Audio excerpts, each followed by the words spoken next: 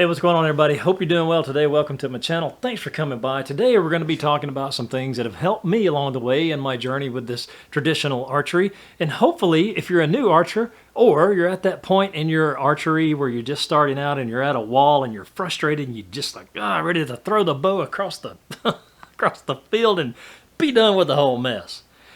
Stick around. We're going to dive into those things right after this.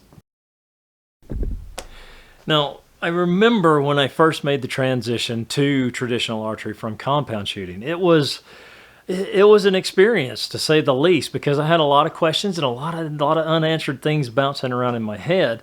And biggest thing was, what bow do I buy? Do I buy the prettiest, shiniest bow that I can find? Do I get, the latest, greatest bow on the market that's, whatever feet per second that shoots? I mean, there's all of those questions go around in your head.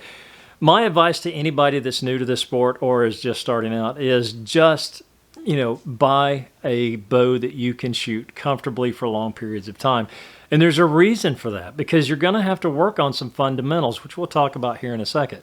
But if you start with too much weight when you go into traditional archery, what happens is you're going to be struggling to hold that. And if you're struggling here, you're not going to be able to think through the fundamental steps to actually shoot that arrow effectively. And those fundamental steps are your form, your anchor, and your release. Again, if you're struggling to hold that weight of that bow that you've got, I don't care how nice a bow it is. I don't care how fast it shoots. I don't care how much you paid for it. It's not going to be a good bow for you, and it's not going to yield the results that you're looking for when you're first starting out. You can grow into things. That's why I'm a big fan or proponent of takedown bows, like my takedown longbow here.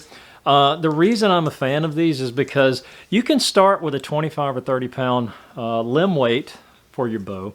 And then as your form and all of the things start falling into place and you get stronger at your shooting, you can actually increase the weight. Like my Samick Sage that I did a review on, you can actually increase those limb weights in 5 pound increments all the way up to, I think, 60 pounds. Which is really good starting out. Grow into the equipment that you have, and you'll find that you're going to get a lot more enjoyment out of that. Now, some people say, yeah, but Scott, I shoot 65, 70 pounds on a compound bow. Well, yeah, I did too. I shot 60, 65 pounds, which is what my compound bow was. But the thing you have to remember about a compound is this. Once you get to a certain point in that draw cycle, you're going to have a let off. And that let off is going to drop that weight to maybe 10, 15, 20% of what you're actually pulling at the beginning of the draw cycle. So think about that. When I started out, I went with a 40 pound. And I've stayed with 40 pound. I've not felt the need to increase. I've not felt the need to, make my weight go up or take my weight down. I'm comfortable shooting 40 pound. I came from 60, 65 pounds. So 40 was really a good weight for me when I started.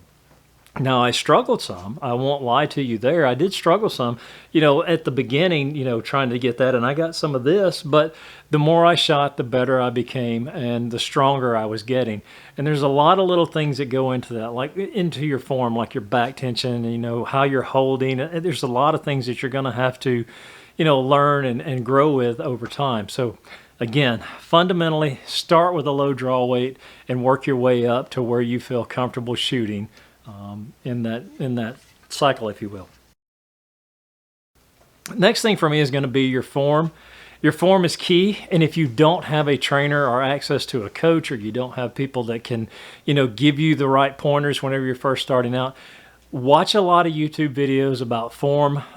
There's a lot of good stuff here. There's a lot of excellent archery channels here where those guys talk about form and they show you the proper mechanics of it, proper stances, the way you should, be holding your arrow or your bow, how that should look whenever you're at full draw. And another thing that's really important that you can use as a trainer is this, your cell phone.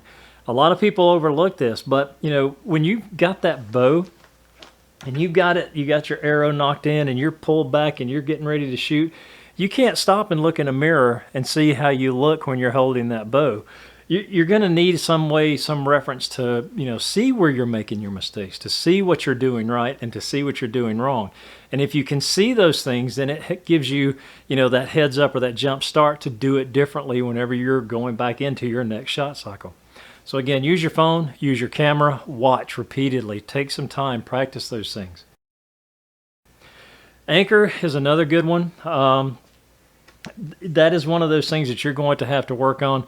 Whatever you decide to do for your anchor point, make sure it's consistent. You know, keep it the same shot after shot after shot. If it's comfortable, if it's working, if it's something where you need to, you know, change your anchor point, do little changes. Don't drastically change everything about how you're shooting. Just do little changes to get something that's comfortable for you that you can do repeatedly. Now mine, as I've been shooting, has been just the C shape here, and as I draw back, that is actually hooked on the back of my jawbone right here, just on the very tip of my jawbone. And that's the way I've always shot with my anchor, and it's worked for me. It's been consistent. I've been able to find that same spot every time, and I know exactly how it feels whenever I anchor properly. And for some people, it's, you know, here with their fingers or grabbing their teeth. Whatever works, use it. Use it, whatever works. But again, you want to be consistent. You don't want to be here one time, here the next, and then up here the next time. So find something that works for you. Be consistent with that. Your release is another one.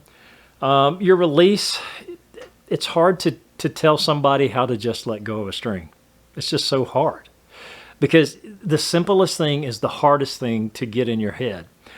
You don't, how do I put this? This is how I did it whenever I was first starting out, and I really had to correct this and think through this. You do this thing right here. You're playing bass on the bow. You're plucking the string, and it looks something like this. Your hand's just like that. So what happens when you pluck that string? You're actually throwing that bow out of center shot, if you will. You're throwing that bow, and what that's going to do is affect that arrow flight, right or left, depending on which way you're plucking that. So again, you want to be able to just let go. The simplest thing I can tell you is, you know, once you've got your form to where it's consistent and it's good, then your back tension is right. Your back tension is what's actually releasing that string, because you're pulling straight through into the shot with your back tension. And when you do, it just pulls your fingers off the string. It's just let go. It's hard to teach that. That's one that you've really got to practice, and one you've really got to think through. It's just being able to let it go. Next thing I can say, and this one is frustrating to me. This one is so frustrating to me because I did this to myself for years. 3+ years I did this to myself, to my frustration and my, you know, aggravation, if you will. When I first started out in traditional archery, I was thinking, because of all the videos I watched and all the information I was absorbing, that you had to shoot 3 under. And you had to know how to string walk to be able to, you know, hit those targets at farther distances. There's nothing wrong with that. There's really nothing wrong with that. For those guys that can do 3 under shooting, you know, and do that string walking, it's amazing to watch these guys and their accuracy. But it's something that they're good at. It's something that, you know, that's how they've figured that works the best for them. So me and my wisdom, I was thinking, okay, well, I've got to shoot 3 under, or I'm not really into traditional archery. So for years I did that. Now let me show you some of the video clips of some of the shots I've taken just using 3 under shooting.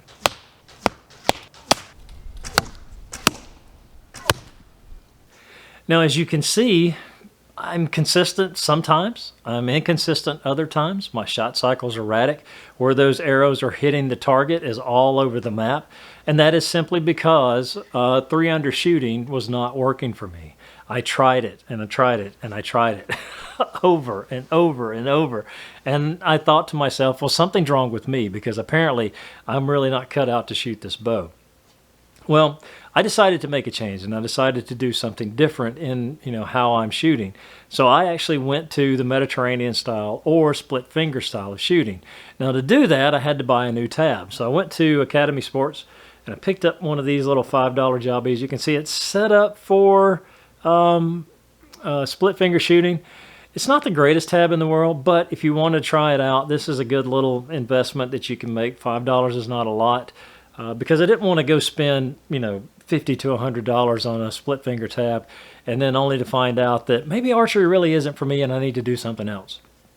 So I got this and I shot it a few times, and what I found was this actually improved my accuracy. It improved my groupings. It improved my consistency with where I was placing arrows on the target.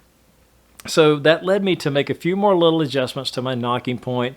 I did some really fine tuning with my bow, and then I have found that I am getting more enjoyment out of this style of shooting than I ever got out of 3 tab shooting. Again, there's nothing wrong with that. It's just something that wasn't working for me. So the moral to that story is this. Don't be afraid to change something if where you are is not working. Don't just make changes on the fly. Don't just make changes where you're like, I shot a couple times and that didn't work. Let me try this. Shoot for a while. Figure out if it's something that is actually working for you or something that's not. My frustration is that I did it for years and I shouldn't have. I should have, thought through that I needed to make that change. So again, don't be afraid of change. Don't be afraid to do something different only after you've figured out something's not working for you. That being said, today I'm going to shoot some arrows. I'm going to show you the difference in my groupings, and I'm going to kind of compare it with some of the older videos that I've shot.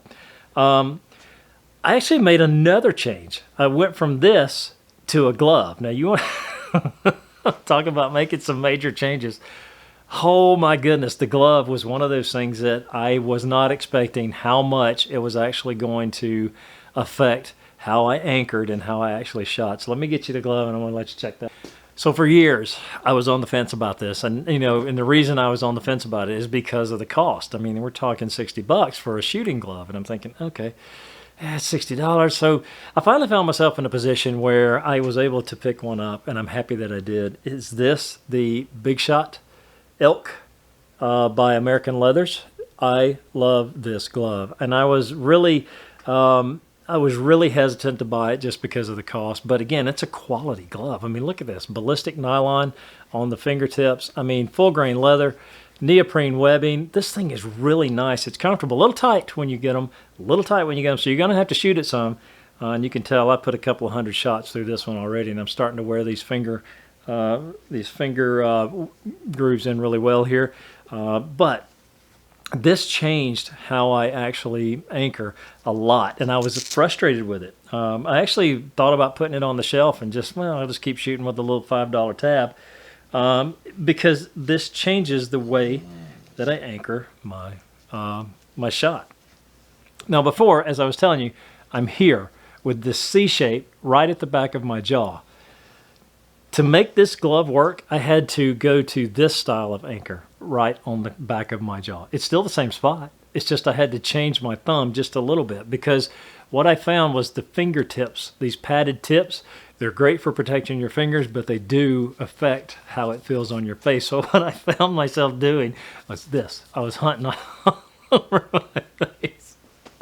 It was the weirdest thing trying to get used to this. But once I got used to that, and once I got used to changing that one little thing, man, I'm loving this glove. It's comfortable. It shoots well. This is better than any tab I've ever had. Again, the cost is a lot, but I shoot a lot, and I wanted to invest in something that was going to last me. And all I've seen are good reviews about these Big Shot gloves, this American Leathers. You can get these in different styles too, but that's not what this video is about. So let me show you a few shots with the new split finger and my new anchor point. Okay, so today we're going to be shooting some Beemans and some gold tip arrows. These are both 500 spined arrows. They both fly really well out of my 40-pound bows, both my Samick and the Ghost takedown longbow, which is what I'm shooting here today. So again, this one little change really, I guess, gave me more excitement about archery, because I was just frustrated. I was getting to the point where shooting and missing is just a frustrating cycle to be in. So let's take a few shots and see if I can't improve my consistency and my groupings. And hopefully this video won't make a monkey out of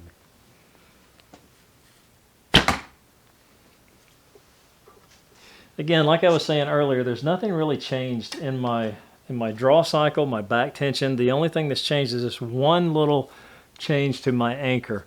And the only reason, again, because I just couldn't make the tips work on my face, and I just felt foolish hunting around looking for the proper anchor.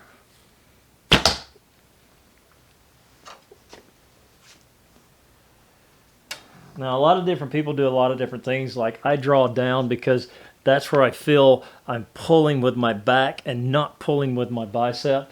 And I've seen people come up and go into the shot. For me, just the pull, it looks kind of foolish, but it works for me because I can feel that back tension engaging as I'm pulling down into the anchor and into the release. Okay, so let's go down there and check out those shots and see what we've done. I'm shooting about 10 yards indoors, a few feet shy of 10 yards, but that's okay. So again, this is not going to be perfect. This is not going to be perfect shots. That's not what we're looking for. As you can see, as compared to my other style of shooting, my groupings are actually better. Again, this is just 3 shots, but I could probably shoot more and hopefully get them all in the same grouping. But if you remember some of my old videos, my shots were either here, or I hit some here and I hit some here. But you know, getting this consistent grouping was kind of a non-thing for me, and I was frustrated. So I'd have to go back in, set the shot up, do it all over again, and then hopefully get a better grouping. But this, I feel, has really made a big difference. Oh, I'm sorry if I got really loud right there. This has made a big difference in my shooting, and it's just one of those small changes that, you know, I decided to make that actually worked out well for me. So if you're finding yourself frustrated in archery right now, or again, this is really just for those starting out. If you've been shooting for a long time and you've got all of this figured out, you know, this video is not really for you. It's just for those new or archers, or those that have been shooting for a short time and just finding themselves frustrated. Don't be afraid to try different things. Don't feel like you have to follow the status quo because, you know, such and such shoots this type bow and it shoots at this feet per second, such and such uses this type release, and you know, you have to shoot 3 under, you have to shoot split finger. Split finger may not work for you. You may find that 3 under shooting is one of those things that just like, wow, you know, the clouds will part and the angels will sing, and it may be the greatest thing ever.